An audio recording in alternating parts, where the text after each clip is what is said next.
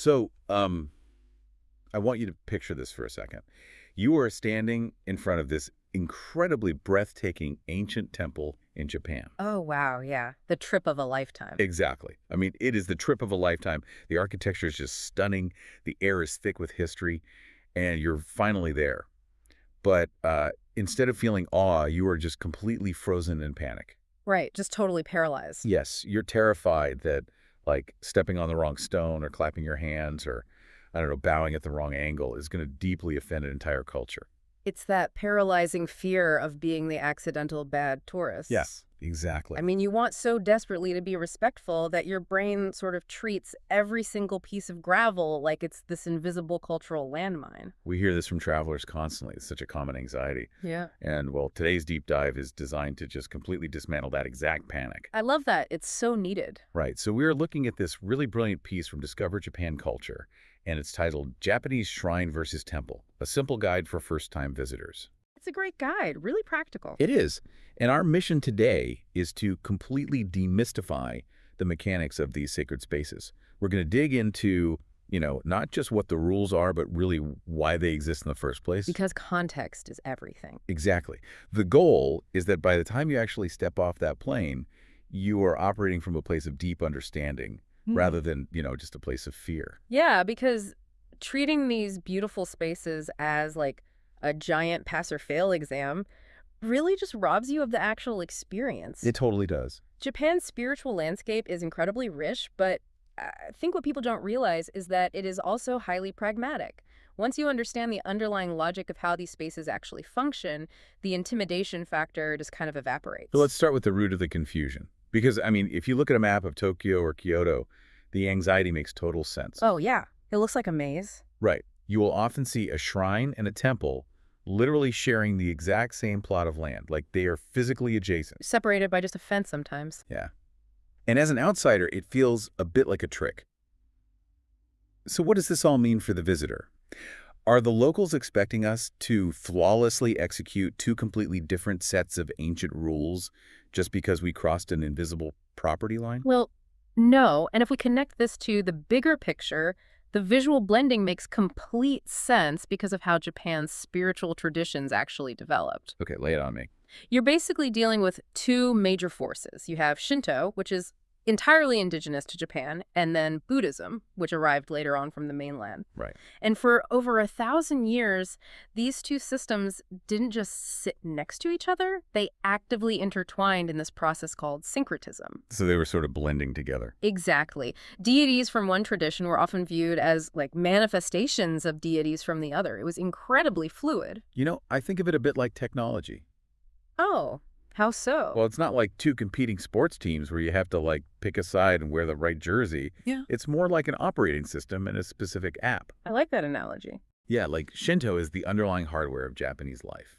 It handles the natural world, the changing of the seasons, the agricultural cycles, life events. Right, the foundational stuff. Exactly. And then Buddhism is like the software installed later to handle, complex philosophical questions, Yeah. the afterlife, and moral codes.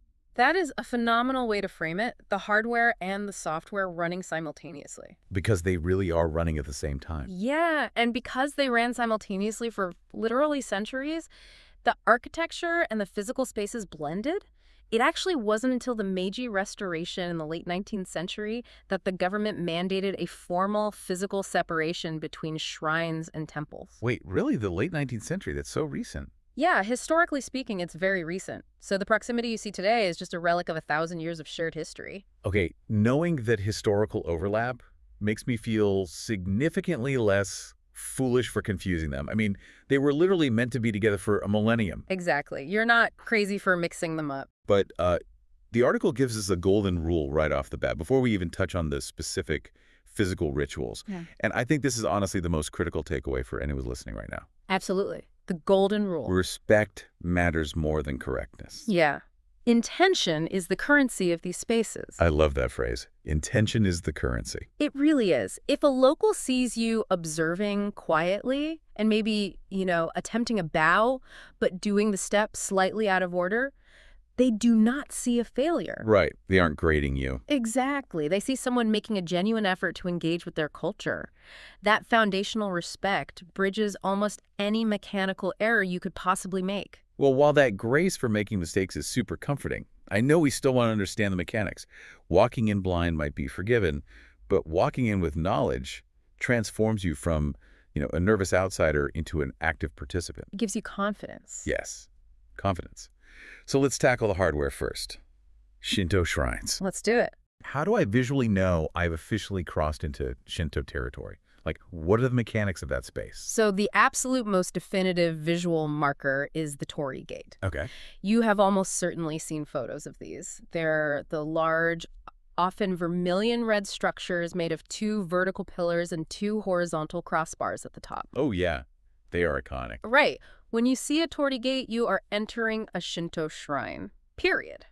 The text mentions that stepping through the Torii gate feels almost like a sensory shift. Like it's not just a signpost, it's an actual architectural boundary. Yeah, it functions almost like a spiritual airlock. A spiritual airlock. That's cool. Shinto is built around this concept of kami, which are sacred spirits that inhabit the natural world. So we're talking mountains, ancient trees, rivers, waterfalls. Right, nature itself. Exactly. And the Torii gate literally separates the mundane, secular world from the sacred space where those kami reside. So walking through it is a big deal. Yeah, passing through it is meant to trigger a psychological transition for you. Which brings us to the sensory experience, which I found so fascinating. The article describes walking into a shrine as walking into nature. Because you essentially are. Right. The sounds of the city just kind of drop away. You instantly feel cooler air. You hear the wind moving through these massive old-growth trees. It just feels open and alive. And even the ground plays a role in that sensory shift. Yes. Yeah. The ground. You're usually walking on this path of small pebbles or gravel, right? Right. Which creates this incredibly distinct, rhythmic crunching sound under your feet as you walk. Yeah, that gravel is called tamajari. And the sound isn't just an aesthetic choice. It's not. No, in Shinto, purification is everything. The act of walking over the gravel, the specific sound it makes, is traditionally believed to purify your mind and body as you approach the main sanctuary. Wow, so the path itself is preparing you. Exactly. Every single element of the shrine is designed to gently strip away the impurities of daily life. That focus on purification perfectly explains the next structure you usually run into, which is the water pavilion, or chozuya. Yes, chozuya. So before you even get to the main hall to actually pay your respects, you have to wash. Because water is the ultimate purifying agent. Right. And again, it comes back to this concept of kigar, which roughly translates to impurity or stagnation. Stagnation, okay. Yeah, and it's important to note, it isn't like sin in the Western Judeo-Christian sense. It is literally just the energetic dust you collect by walking around and living in the world. Like tracking dirt into the house. Pretty much. So using the little bamboo dipper to wash your left hand, then your right hand, and finally rinsing your mouth, it's a physical manifestation of washing away that stagnation before you stand in front of the kami. I just love how logical that is. Yeah. I mean, you wouldn't walk into someone's immaculate home with muddy boots, so you wash off the spiritual mud before you enter the living room of the kami. Exactly. It's just good manners. Okay, let's unpack this. Say I walk up to a shrine, my hands are clean, I've crunched across the purifying gravel, and now I am standing right in front of the main hall. What is the actual sequence of movements I'm supposed to do? Okay, so here is the classic sequence. You bow twice. Bow twice. You clap twice. Clap twice. You make your silent prayer or wish, and then you bow once more to finish. The famous 2 bows, 2 claps, 1 bow sequence. That's the one. But here's my question, though. Why the clapping? Ah, the clapping. Yeah, because we are in this incredibly serene, quiet forest environment. The wind is rustling the leaves. We're being so mindful. And then suddenly we're instructed to just loudly clap our hands twice. Seems almost contradictory. It totally seems loud to us, but think about the goal here. You're trying to interact with a nature spirit. Right. The clapping, which is known as kashiwad, is essentially a way of announcing your presence. Like, hey, I'm here. Exactly. You are quite literally waking the kami up, drawing their attention to the fact that you are standing right there, ready to offer your respect and your prayer. Okay, that makes so much sense. Yeah, it is an energetic, active sound designed specifically to pierce through the natural environment. So it is literal communication. You are knocking on the door. Yeah. You bow twice out of deep respect. You clap twice to say, hey, I'm here. You offer your gratitude or prayer, and then you bow once to say goodbye. That's a perfect summary. And I always tell people, if you blank out in the moment, as so many people do because they're nervous, just revert to a single, simple, respectful bow. Just one bow is fine. Just a small, simple bow is completely enough. No one is keeping score. Mhm. But, knowing why you clap to call out to the spirit, I think it makes the action feel so much more meaningful than just rote memorizing a sequence. Totally. It grounds the action in meaning. Oh. So let's pivot over to the software side of our analogy. Buddhist temples. The software, right. If Shinto and Buddhism are so deeply intertwined and they literally share fences in a lot of places, does that loud outward energy, like the clapping, the waking of the spirits, does that bleed over into Buddhist spaces? Actually, no, it is a hard boundary. A hard boundary. Interesting. And honestly, that is where the most common tourist mistakes happen. The energy of a Buddhist temple is fundamentally different because the goal of the religion is different. How so? Buddhism is deeply concerned with internal reflection, the nature of suffering, and the path to enlightenment. Okay. So you are not trying to wake up a nature spirit, you are trying to cultivate internal stillness. So visually speaking, if the Torii gate is the ultimate cheat sheet for a Shinto shrine, what is the clear architectural cue that I have walked into a Buddhist temple? You are looking for large, heavily structured architecture. Okay, so less open? Right. Instead of an open, airy Torii gate, temples usually have a massive wooden gate called a sanmon. They often have an actual roof, and sometimes they house these fierce-looking guardian statues on either side. Oh, I've seen pictures of those statues. They look really intimidating. They do. And you will also see pagodas, which are those towering, multi-tiered structures originally designed to house relics of the Buddha. And, of course, the most obvious cue of all is the presence of Buddha statues or imagery. If you see a Buddha statue, you are at a temple. Got it. Exactly. The sensory contrast that the article paints between the two spaces is just incredible. I mean, at the shrine, it was all about the open air, the wind, the crunch of the gravel. Very natural elements. Yeah. But at the temple, it sounds dense, like it is a very created atmosphere. You might hear the slow, resonant, low-frequency boom of a massive temple bell echoing. Which is such a striking sound. It is. But the most defining sensory detail, apparently, is the smell. The article says the air is just thick with incense. Oh, absolutely. Incense, or oko, is entirely central to the temple experience. Really? Yeah. Remember how at a shrine you purified yourself with crisp, cold water? Right, the chozuya. Well, at a temple, the purification happens through the smoke of the incense. Visitors will actually gather around the incense burner and waft the smoke over their bodies. I've seen people do that. They sort of pull the smoke toward their heads. Yes, you waft it particularly over areas where you might have an ailment or an area you want to improve, like wafting it over your head for wisdom, for example. Oh, that's beautiful. It acts as an offering as well, right? Like the smoke is carrying the prayers upward. That's exactly the idea. So standing there, smelling the sandalwood, feeling the vibration of that slow bell, what is the actual physical ritual when you approach the main hall at a temple? Because we established we're definitely not knocking on the door to wake anyone up. Right, no clapping. The physical ritual at a temple is profoundly quiet. Okay. You might toss a coin into the offering box, just like you do at a shrine. But then you simply bring your hands together in front of your chest. It's a gesture called gasso. And you just close your eyes for a moment of silent prayer. So just hands together, silence. There is absolutely no clapping. Silent hands pressed together. It's almost like the difference between a joyful outward greeting to nature at a shrine and a moment of deep internal stillness at a temple. That is a perfect way to describe it. It just makes perfect sense when you understand the mechanics of it. If Buddhism is about inward reflection and the pursuit of enlightenment, you obviously don't need to make a loud noise to announce your presence. The stillness is the entire point. Exactly. You are creating a moment of peace to reflect on the teachings of the Buddha or to honor your ancestors. Clapping would just completely shatter that intentional atmosphere. Right, it would be so jarring. But, again, I have to stress, if you accidentally clap at a temple out of muscle memory from the shrine you visited an hour ago, refer back to the golden rule. Right. The monks are not going to sprint out and revoke your tourist visa on the spot. No, they see it literally all the time. They will simply recognize your attempt at showing respect. I feel like we have the mechanics pretty dialed in now. I think so too. Just to recap, shrine equals Torii gate, nature, water purification, and clapping to wake the kami. Temple equals massive wooden gates, Buddha statues, incense, and silent reflection. You've got it. But theory is one thing, right? Yep. Putting this into practice on your very first day in Tokyo is another.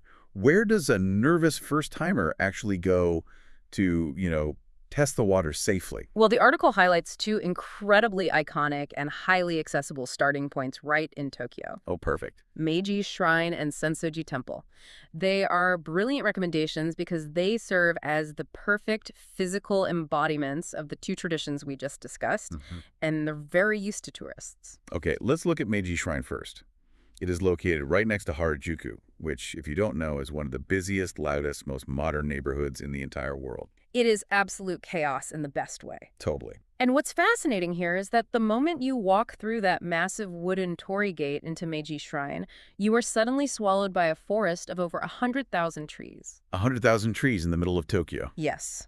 The contrast is jarring in the biggest way possible. It is the ultimate example of the Shinto connection to nature. I can imagine. You can practice walking on the purifying gravel, washing your hands at the water pavilion, and trying the bow clap clap bow ritual in a space that is very, very accustomed to international visitors trying to learn. That sounds like the perfect beginner environment. And then on the complete opposite end of the spectrum, you have Senso-ji Temple in Asakusa. Right. And Senso-ji is an absolute masterclass in the Buddhist temple experience. The pictures of it are just stunning. They are. You enter through the Kaminarimon, or the Thunder Gate, which has that massive red lantern hanging down. Oh, yeah, I know exactly what you're talking about. It is enclosed, structural, and just bursting with activity.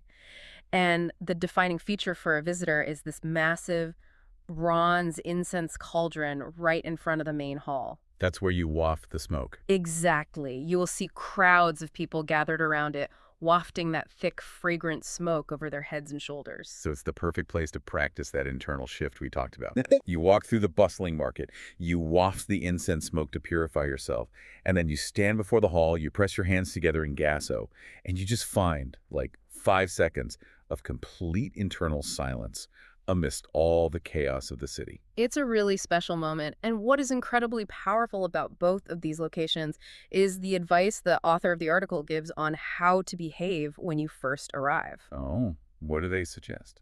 The instruction isn't to immediately march up and aggressively start performing the rituals. Right, trying to execute it perfectly. No, the instruction is simply to pause. I think that is a vital strategy for combating the anxiety we talked about at the very beginning. Like, just give yourself permission to stand off to the side. Stand off to the side and just observe. Watch how the locals move. Watch how other tourists are navigating the space. Yeah, take the pressure off. Because when you take a moment to just be an observer, you realize that there is no intense scrutiny, no one is staring at you. The pressure you feel is entirely self-imposed. That is so true. These are spaces of coexistence and daily life. They are not theatrical stages where your cultural performance is being judged by an audience. So if you are listening to this right now and you're planning your itinerary, I really want you to give yourself permission to just be a participant in the atmosphere. Try the hand washing. Try the bow. Just try one small action. Yeah, try one small thing. But the moment you feel yourself stressing about, the exact angle of your posture or the timing of your clap, just let the rules go. Just drop it. Shift your attention away from yourself and onto the environment. Notice the scent of the wood at Meiji Shrine. Watch the way the candlelight flickers inside Senso-ji. The author actually makes a really profound observation about exactly this. Tell me. When visitors reflect on their time in Japan months later, the sacred spaces consistently rank as their favorite memories. Oh. But here's the thing. It is almost never because of a specific architectural detail they saw or because they got a perfect photo. It is because of how those spaces made them feel. Well, how they felt. Yeah. It is the rarity of finding true grounded presence, calmness, connection. That makes total sense. Yeah. I mean, understanding the mechanics, knowing why the gravel crunches, why the clapping happens, why the incense burns, all of that gives you the intellectual scaffolding to finally feel safe. Exactly. And once you feel safe, the anxiety just dissolves. And that leaves room for that profound sense of presence to flood in. You no longer feel like a trespasser trying not to get caught. You feel like a guest who understands the language of the house. A guest who understands the language. I love that. Which, it makes me view that initial panic we discussed in a completely different light. How so? Well, think about it. If you're sitting at home right now looking at your plane tickets and feeling that tight knot in your stomach about doing something wrong, recognize what that anxiety actually is. It's not a bad thing. No, it is no weakness. It is just the raw energy of wanting to care deeply. It is actual proof that you respect the culture enough to want to honor it properly. Exactly. The anxiety is just the desire for connection, waiting for a little bit of context. And now you have the context. You know the hardware, you know the software, and you know the golden rule. So take that desire for connection, walk through the Torii gate, take a deep breath of the incense, and just let yourself experience the beauty of it all. Enjoy your deep dive into Japan. We'll catch you next time.